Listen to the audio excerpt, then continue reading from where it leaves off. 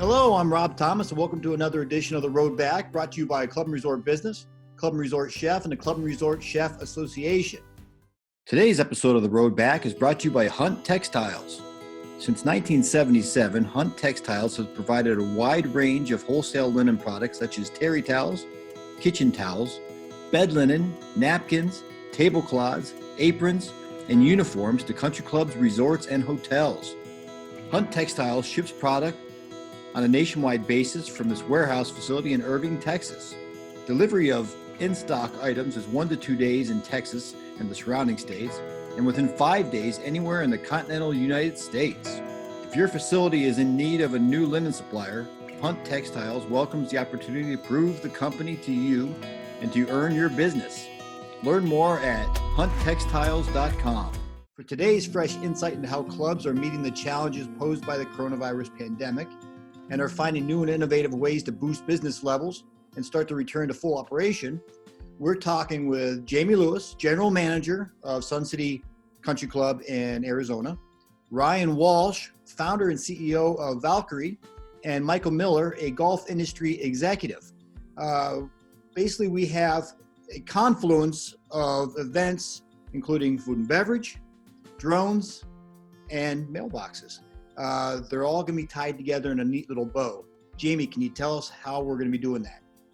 Well, sure. As a kind of a geek myself, although not to the level of what Ryan brings to the table, I've always kind of been into drones and looking for ways to create efficiencies at a golf operation and something that turns heads. And I think food and beverage delivery of golf balls, whatever products we can deliver out to the golfers, I think it's a fascinating way to deliver those goods to our golfers. And that's why I was really excited when I learned of the idea, and I was very happy to loan our property as a way to test that technology. Okay. Ryan, that brings it to you. Actually, let's go to Michael first. Michael, you're acting kind of as a consultant, maybe a little go-between. Can you explain your role in the situation?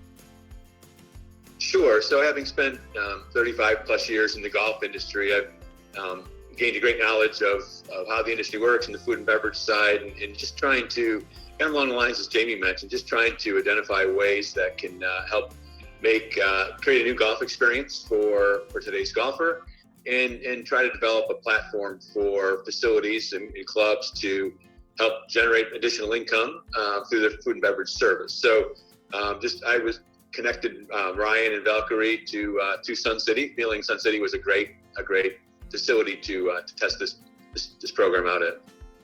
Okay, Ryan, I keep hearing you referred to as the brains of the organization. Can you tell us a little bit about what you do and what you bring to the golf course community? Sure. I'm not the greatest golfer, but I think I make up for it on the drone side. We really focus on the landing station, so the locker receptacles that the golfers interact with.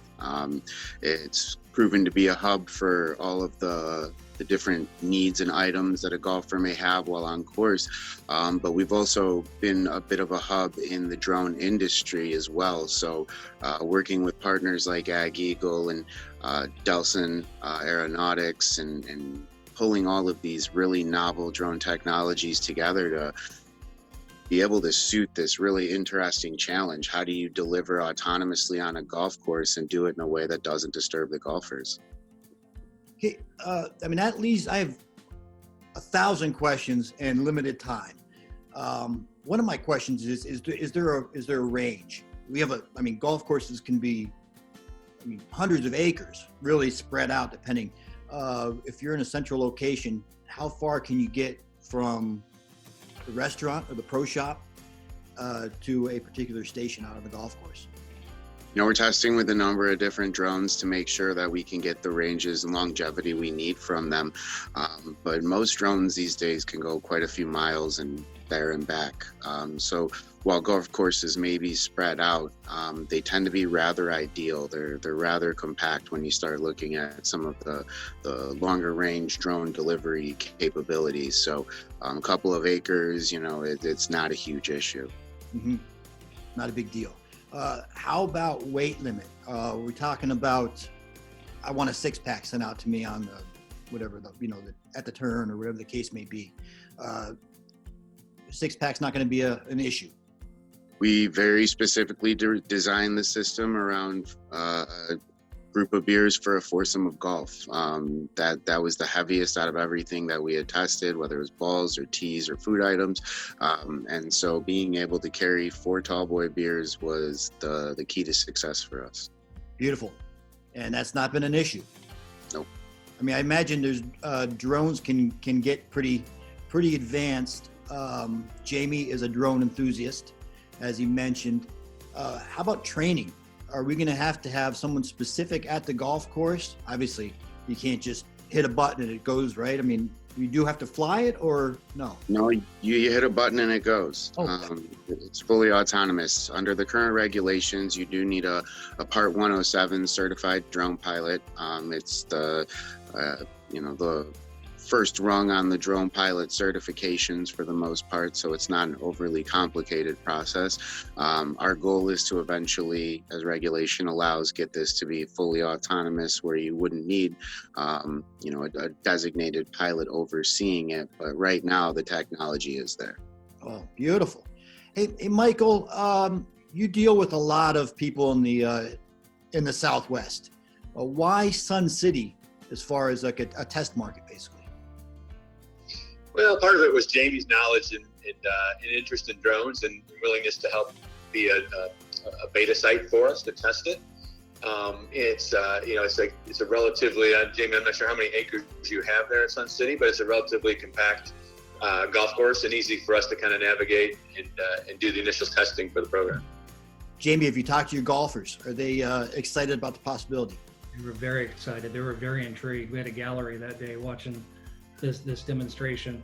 And I will say I'm impressed with how quick Ryan and his team can modify things to specifically tailor what our needs are at this golf course. And I say that because when I first got mine, that's all I was doing. It was fun to have a drone. I'm shooting videos of the golf course for my own marketing purposes. But after a while, they got tired of hearing it. And the nice thing about the technology and the talent of Ryan's team is, with that being the number one concern for me as an operator, they're able to adjust that to where it's hardly noticeable. We got a taste of what some really quiet blades look like. So that being my number one concern, they tailored that to what I think is going to work at a golf facility.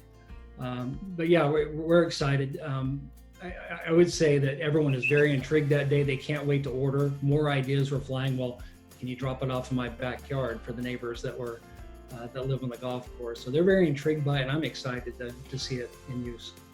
Now, I'm not overly familiar with drones myself, but here in Cleveland, Ohio, we had a starting pitcher, 2016, I think it was, Trevor Bauer, hurt his finger right at playoff, worst possible time, playing with drones. Is there a liability issue that you have to address? I don't know if this is a Jamey question or a Ryan question, but is there any kind of a liability, whether it's because of the blades or because of the weight that you're carrying, that you have to be concerned about? I mean, I can jump in on that one. We picked the course route, making sure between the clubhouse and the tee we were delivering to, that we flew over the obstacles and the hazards. That's a good path on a golf course to avoid being over people. There's nothing that would inherently make a drone fall out of the sky, but just in case, you want to make sure that there's nobody underneath. You don't want to fly over people. But having our landing stations is really the key to that.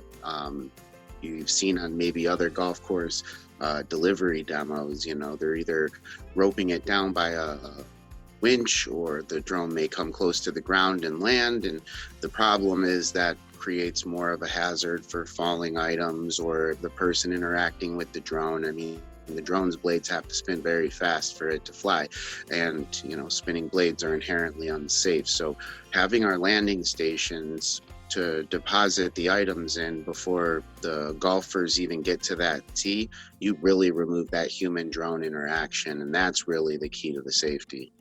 Okay, so these landing stations, I've seen them. We have video playing during this particular chat we're having here. They're fairly large, obviously. So how many are these are we talking about on a golf course? Are we talking about like one location, or if we have expansive, can we put, is it cost prohibitive to have several of these throughout the golf course? I'll leave that to Jamey to answer, but I think we're finding that optimal mix right now. Yeah, I would add, I think a lot of people would look at this idea and think to themselves, well, this is a replacement for a food and beverage cart on a golf course. And I think the application of a drone system like this is going to be tailored to the type of operation they are. We'll run our beverage cart. I don't see this replacing our beverage cart. The one thing we can't do is deliver hot food to the golf course. You can't send a beverage cart in to pick up food in the kitchen and find the golfers and deliver that and still service the rest of the golf course. So the way I envision it working at Sun City Country Club is a supplement to the beverage cart. I can envision 3 or 4 locations around the golf course strategically placed for not only the golfer to pick up their goods that they ordered, but also for the food and beverage cart person to pick up supplies and any food that they want to personally deliver. I can see golf courses having one on every hole. As far as cost, I think that's a little too early in the stages to determine what that would be. But I think it just depends on the level of service and whether that's going to be replacing a food and beverage delivery or food and beverage cart operation or not. I see it as a very valuable supplement to what we already offer our guests with our cart itself. Jamey, do you see other uses? I'm sorry, Ryan? But no, Rob, I was going to add, part of the design, and to your question about the safety, that we continue to kind of evaluate the design of the delivery box itself, or the landing port. From the video demo you saw, is they are large, but there's a specific reason for that. We want to keep the drone high. The elevator system within is what will drop it down to where the golfer can retrieve the items, the food items or the merchandise. So we keep all that in mind as we continue to move forward and test, and making sure that the platform itself or the delivery station itself is set up where it reduces the liability and the potential hazard to the golfer. Fantastic. I see this becoming very popular. And is there a time for it to charge in between? I got a foursome out there who sees a drone going by and dropping off of 4 tall boys to the group behind me. Well, heck, I got to get involved in that. I placed my order. I want 4 tall boys to my foursome. Is there a time that's going to a lag time, or are we going to have multiple drones? What's the situation with that? We're working with wireless charging right now, and some very high capacity batteries that charge very quickly. But we will also need multiple drones. There's always going to be an inherent downtime when one of the drones is charging. So we want to make sure that doesn't derail the operations. So that's part of this next phase that we'll be testing as we keep going. Do you have a anticipated rollout date for this to be fully functional? Not quite yet, but we are going to be working diligently through the spring and into the beginning of summer. And our goal is to have, something to demonstrate with Jamey later in the summer. But we may end up getting that done quicker than expected, and it might take a little longer. So we're still in the planning phases of all the different technologies we need, and how to really scale this thing up and make sure it is cost effective and maintains safety throughout. So that's on our next docket. The summer, they brought me up an interesting question. Summer in Arizona can be really, really hot.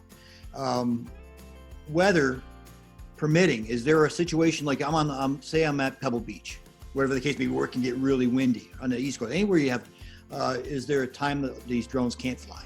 So it's just too darn windy.